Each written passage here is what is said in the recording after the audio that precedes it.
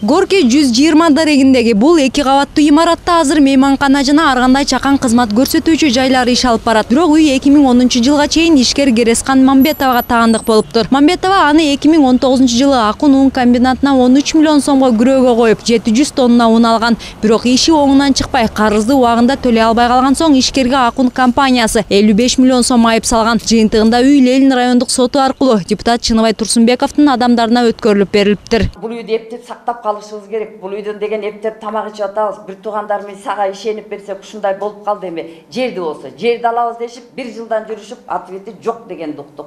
Ошону менен жарым жылдын ичинде 13 миллионго мен ун алсам, 55 миллионго жарым жылдын ичинде 55 миллионго мага штрафный санкция салды.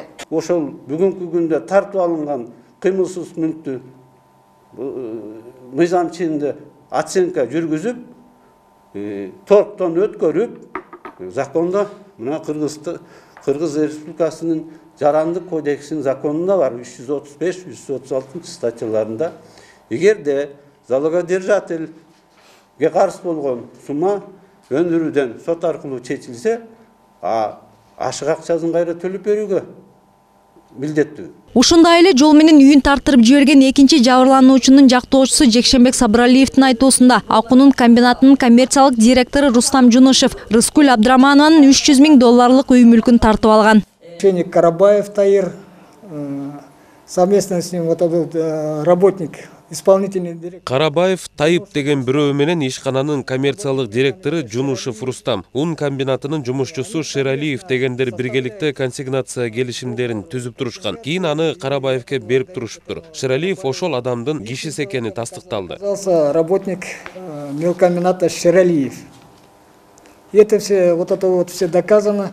Жабыркаган ишкерлердин айтымында ушундай алдамчылык жол менен дагы 60 бизнесмен кыймылсыз мүлкүнөн кол жууган. Алардын белгилөөсүндө эгер ишкана тартып алган мүлктөрдү кайтарып берсе, салынган айыппулдардын бардыгын төлөп берүүгө даяр. Бул ишти карап жаткан Ленин райондук соту экинчи жактын ою менен эсептешпей, бир тарапты жактап жатат деген сынга да кабылды. 2013 жылы арестте турган үйдү закон Булар деген заочный решение чыгарып, Ленинский районный суттан Рысбекова деген эжекеден.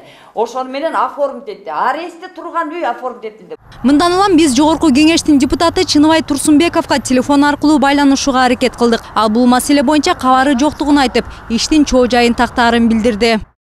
Сиздер отамады. Эми жерге болмок жок. Сиз айтып атасыз, мен ошо тактап алайын, анан кийин жооп берип атам.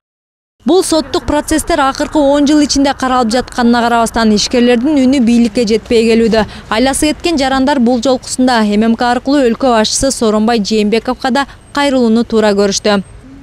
Чынара Нурсеитова, Дастан Касканов, Гүлчора Казымкулов, Нью ТВ.